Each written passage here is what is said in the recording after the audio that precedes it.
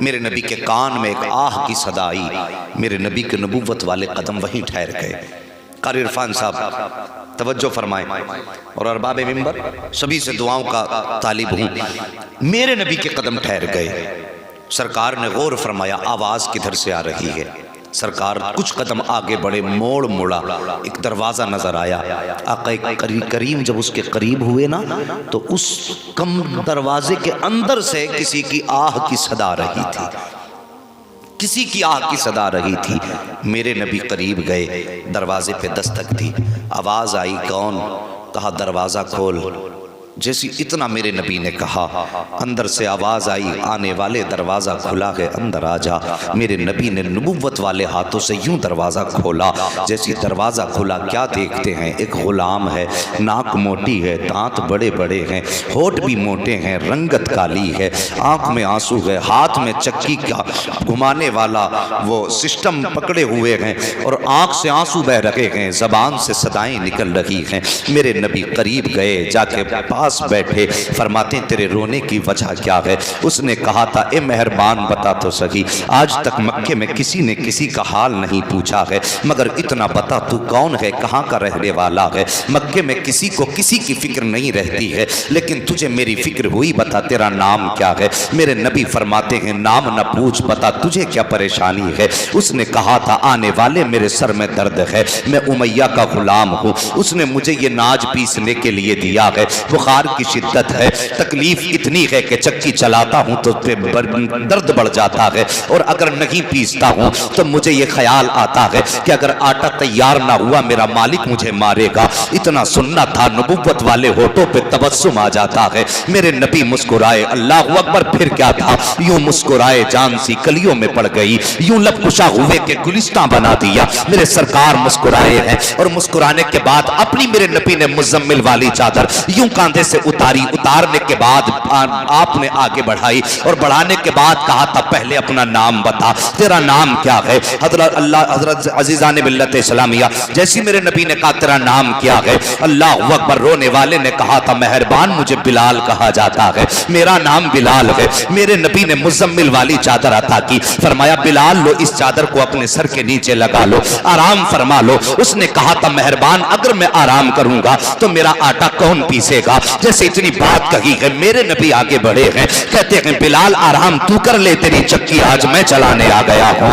اللہ اکبر، اتنا کہنا تھا، حضرت بلال پیچھے ہٹ جاتے ہیں۔ میرے سرکار نے یوں ہاتھ چکی کی طرف بڑھایا ہے، جیسے ہاتھ چکی کی طرف گیا ہے، اتنے میں جبریل امین آ جاتے ہیں، کہتے آقا غلام حاضر ہے، آپ کو چکی چلانے کی ضرورت نہیں ہے، حکم دیجئے آج جبریل چکی چلائے گا۔ میرے نبی نے فرمایا تھا بلال پیچھے ہٹ جا، آج جبریل پیچھے ہٹ جاؤ، آج تمہیں چکی نہیں چلانی ہے بلکہ آج محمد کو خود چکی چلانی ہے۔ کہا کس لیے؟ میرے نبی نے فرمایا تھا جبریل آج صرف چکی کے پاٹ نہیں گھمانے ہیں بلکہ کسی کا دل بھی محمد کی طرف گھمانا ہے۔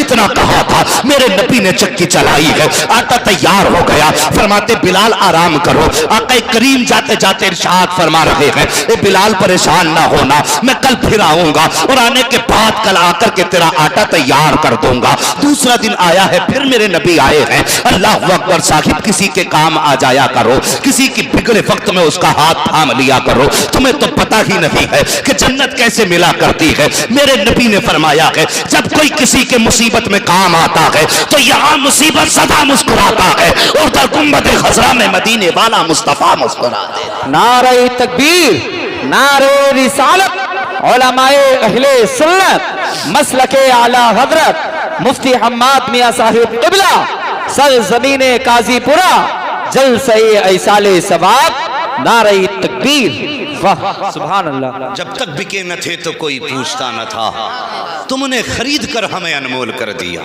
اگلے دن میرے نبی آئے، پھر آٹا تیار کیا، جب جانے لگے بلال نے قدم پکڑ لیے، کہنے لگے مہربان اتنا حسین تو آج تک میری آنکھوں نے کوئی دیکھا ہی نہیں، اور پھر تیری ادائیں قربان ہونے کو دل چاہتا ہے، ایک بار اپنا نام بتا دے۔ اللہ اکبر۔ اتنا حضرت بلال نے کہا، میرے نبی نے فرمایا بلال پریشان نہ ہو، میں کل پھر آؤں گا اور کل آ کر کے اپنا نام بتاؤں گا۔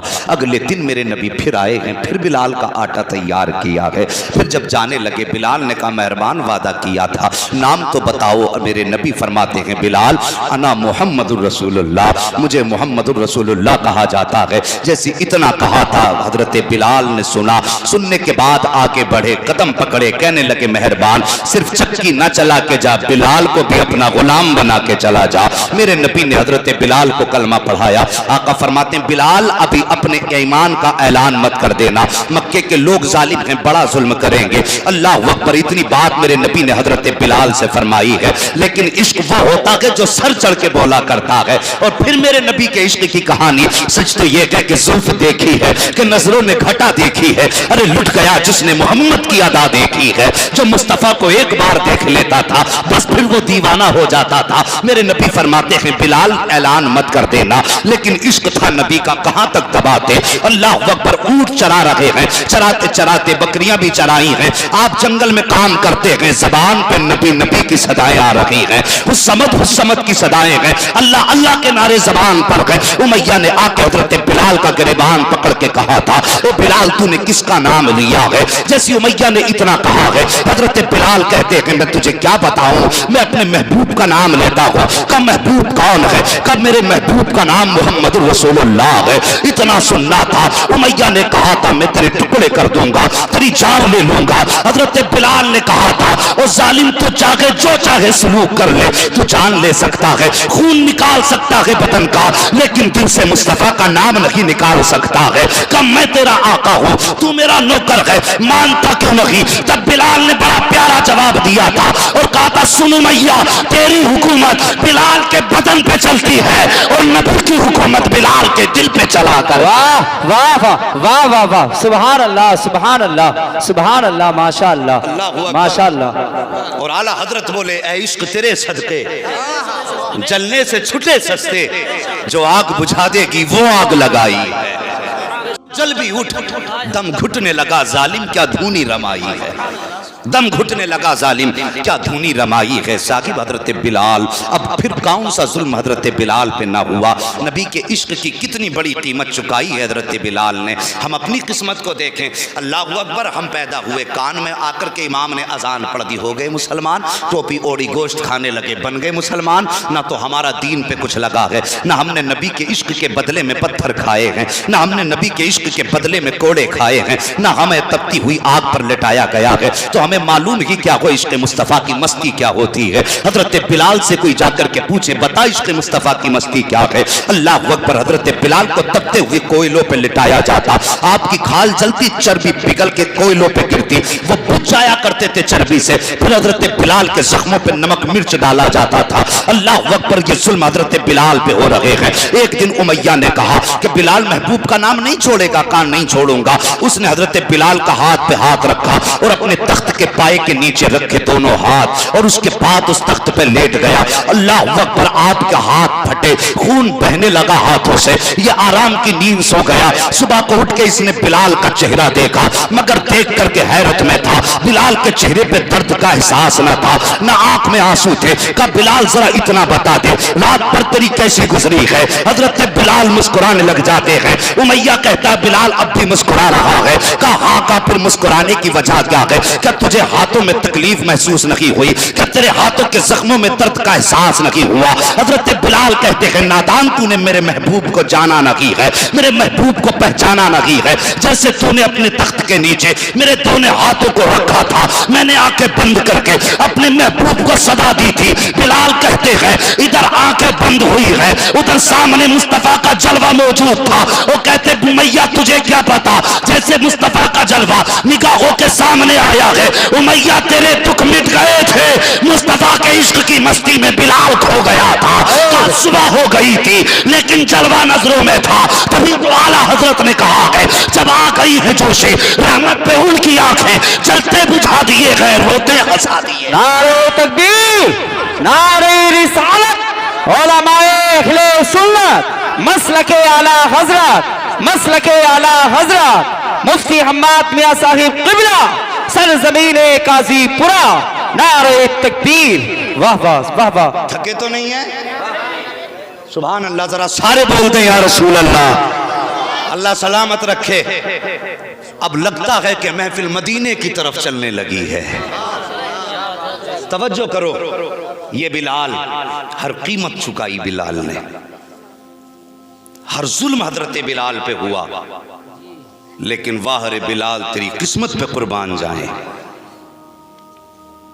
किसी ने कहा था बिलाल तुझ पर निसार जाऊं कि खुद नबी ने तुझे खरीदा। नसीब हो तो नसीब ऐसा, गुलाम हो तो गुलाम ऐसा। हजरत अबू बकर सिद्दीक एक दिन गुजर के जा रहे हैं, हजरत बिलाल पे जुल्म हो रहे हैं, कोड़े बरसाए जा रहे हैं। आए नबी की बारगाह में, रास्ते ही में पहले हजरत बिलाल को देखा। देखने के बाद नबी की बारगाह में आए, कहते हैं आका आज मैंने बिलाल पे जुल्म होते देखा है। लोग हजरत बिलाल को घसीट रहे थे, कोड़े मार रहे थे, लेकिन बिलाल की ज़बान पर आपका नाम था। मेरे नबी ने फरमाया काश कोई बिलाल को खरीद पाता। इतना अबू बकर सिद्दीक ने सुना, यार यार हो तो ऐसा मुस्तफ़ा का यारे गार देखो। सुभान अल्लाह। आज मदरसों के नाम पे कारी इरफान कहते हैं कि साहब मदरसे में प्लास्टर होना है, कारी नासिर कहते हैं 10 बच्चों के खाने का इंतजाम होना है। आदमी पेट पकड़ के बैठ जाता, अगर 10,000 दे दिए तो बच्चे कैसे पलेंगे।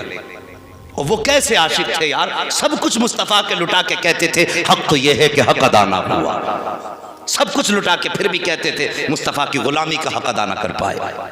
कैसे आशिक थे। मेरे नबी ने फरमाया काश कोई बिलाल को खरीद पाता। इतना सुनना था, अबू बकर चलना शुरू कर देते हैं। आका फरमाते हैं अबू बकर किधर जा रहे हो? कहा सरकार बिलाल को खरीदने जा रहा हूँ। इतनी बात कही ना, बिलाल को खरीदने जा रहा हूँ, नबुव्वत की आंखें बरसने लग गई। कहते हैं फिर ऐसा कर अबू बकर मेरा भी हिस्सा उसमें शामिल कर लेना, मेरा भी हिस्सा बिलाल की खरीदारी में शामिल कर लेना। साहिब सारी जिंदगी हम नबी नबी कहते रहे तो क्या होता है? मजा तो तब है सारी जिंदगी हम ये कहें नबी हमारे हैं, कुछ नहीं होता। मजा तब है जब वो एक बार ये कह देंगे सब मेरे हैं, तब बात बनती है। जब वो कह दें ये मेरे हैं तब बात बनती है। हमारे कहने से क्या होता है? नसीब हजरत बिलाल का। हजरत अबू बकर सिद्दीक कहते हैं आका हिस्से की बात करते हैं, अबू बकर का माल भी आपका है, अबू बकर की जान भी आपकी है। पहुंचे ओ यार इश्क पैदा करो दिलों में, इश्क जवानों बच्चों, नबी का इश्क पैदा करो। नबी से ज्यादा कायनात में हमारे लिए कुछ भी नहीं। अगर कोई ये कहे नबी के नाम पे सर कटाने के लिए तैयार हो तो खड़े हो जाओ कि हाँ नबी के नाम पे टुकड़े टुकड़े होने को तैयार हैं।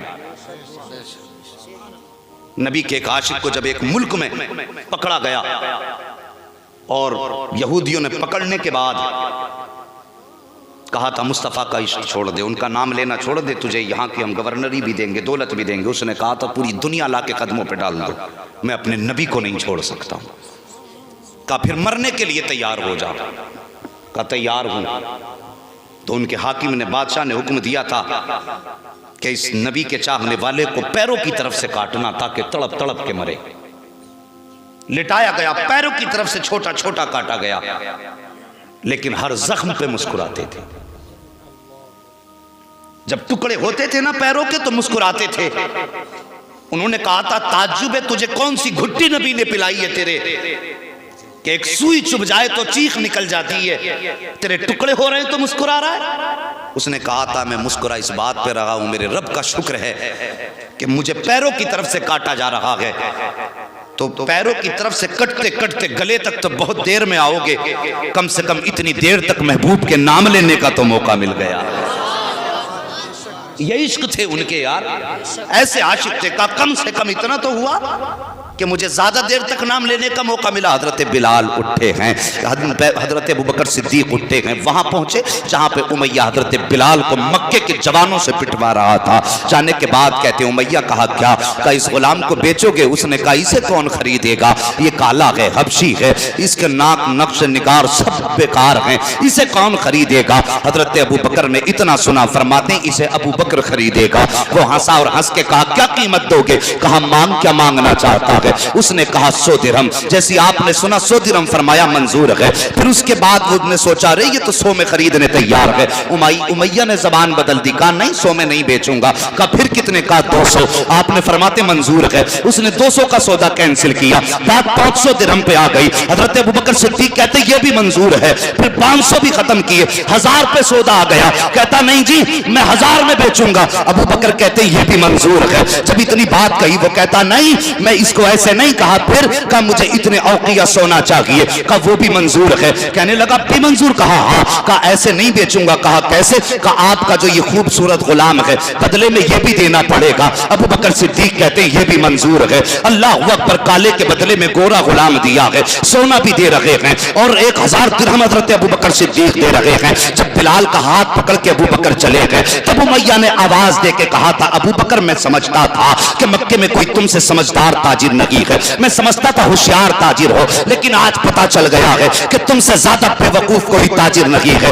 آپ نے فرمایا کس لیے؟ اور اس نے کہا تھا اگر تم ہوشیار ہوتے تو اس طرح مکے کے بازار میں لٹ کے نہ جاتے. ابوبکر صدیق مسکرائے ہیں اور مسکرا کے فرماتے ہیں نادان میں لٹ کے نہیں جا رہا ہوں, بلکہ آج تک ابوبکر نے اپنی زندگی میں اتنا بڑا منافع کبھی حاصل نہیں کیا ہے جتنا آج بہتر سودا ابوبکر لے کر کے جا رہا ہے. تب امیہ نے کہا تھا تو سودے کی بات کرتے ہو. اللہ اکبر. ابوبکر کہتے ہیں سن لے بات یہ ہے کہ ابوبکر لٹ کے نہیں جا رہا ہے بلکہ مکے کے پورے بازار کو لوٹ کے لے کر کے جا رہا ہے. جیسے اتنا امیہ نے سنا تھا کہ ابوبکر بتاؤ تو صحیح کہنا کیا چاہتے ہو. ابوبکر کہتے ہیں سن بات یہ ہے تو نے قیمت بہت تھوڑی لگائی ہے, اس کی قیمت بہت تھوڑی لگائی ہے. نادان اگر تو اس کی قیمت آج ابوبکر کی جان سے لگا دیتا تو میں جان دے دیتا, لیکن بلال کو خرید کے لے کے جاتا. تب امیہ نے کہا تھا بتا تو صحیح ابوبکر آخر اس بلال میں ایسا کیا ہے جس کی ہر قیمت دینے کے لیے تیار ہے.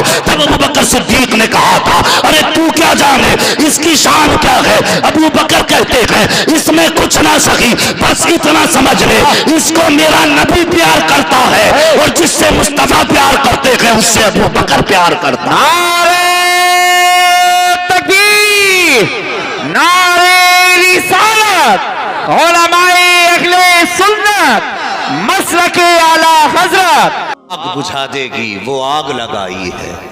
یار غار نے بلال کو خریدا, چلنے کی طاقت نہیں تھی.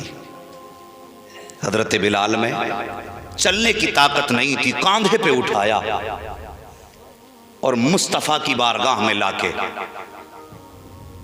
سامنے آقا کریم کے جہاں آقا بیٹھے تھے اس کے دروازے پہ لا کے اللہ اکبر حضرت بلال کو کاندھے سے اتارا. مگر حضرت بلال کی گردن جھکی تھی. حضرت بلال کے تصور میں یہ بات تھی کہ جو آقا ہوتے ہیں وہ غلاموں کو قریب نہیں کرتے ہیں. یہ حضرت بلال کے تصور میں بات تھی. میرے نبی نے بلال کا چہرہ دیکھا اور کھڑے ہو گئے سرکار اپنی جگہ سے. سامنے بلال ہیں, ادھر آمینہ کے لال ہیں, اور آقا نے یوں بازو پھیلائے, فرمایا آ بلال میرے سینے سے لگ جا. اللہ اکبر. وہ بلال جس میں چلنے کی طاقت نہ تھی, جیسی نبی نے یوں اشارہ فرمایا ہے آ بلال میرے سینے سے لگ جا. حضرت بلال نے دوڑ لگائی ہے اور جانے کے بعد وہاں جا کے ٹھہر گئے جہاں پر مصطفیٰ کا بستر بچھا ہوا تھا. بستر کے اوپر ابھی بلال نے قدم نہیں رکھا ہے, پہلے ٹھہر جاتے ہیں. آقا فرماتے ہیں بلال کیوں ٹھہر گئے ہو؟ عرض کرتے ہیں سرکار آپ آقا ہو میں نوکر ہوں, آپ مالک ہو میں آپ کا غلام ہوں, اور غلام کبھی آقا کے بستر تک نہیں پہنچا کرتے ہیں. میرے نبی کی آنکھیں برسی ہیں اور برسنے کے بعد فرماتے ہیں بلال محمد اسی فرق کو مٹانے آیا ہے, آج میرے سینے سے لگ جا. اب جب حضرت بلال نے چھلانگ لگائی ہے اور آقا کے سینے سے یوں رکھ کے لپٹ کے روئے ہیں, ایسا لگتا تھا جیسے جنموں کے بچھڑے مل رہے ہوں, ایسا لگتا تھا کہ جیسے صدیوں کے فاصلے آج لمحوں میں طے ہو گئے ہوں. حضرت بلال آقا کے سینے سے لگے ہیں. اب لگے ہیں تو معاملہ یہ ہے کہ ہٹنے کا نام نہیں لے رہے ہیں. سرکار بلال کو سینے سے لگا کے آنسو بہا رہے ہیں اور بلال آج آقا کے سینے سے اپنے ہر دکھ کا علاج کر رہے ہیں. بلال تم ہی بتا دو جب نبی کے سینے سے لگے تھے تو کیا محسوس کیا تھا؟ تو آواز آتی ہے کہ تم تم کیا جانو، جب محبوب کے سینے سے لگا تھا تو ایسا لگتا تھا مکے کی ساری تکلیفیں نبی کے سینے سے لگتے ہی ختم ہو گئی۔ واہ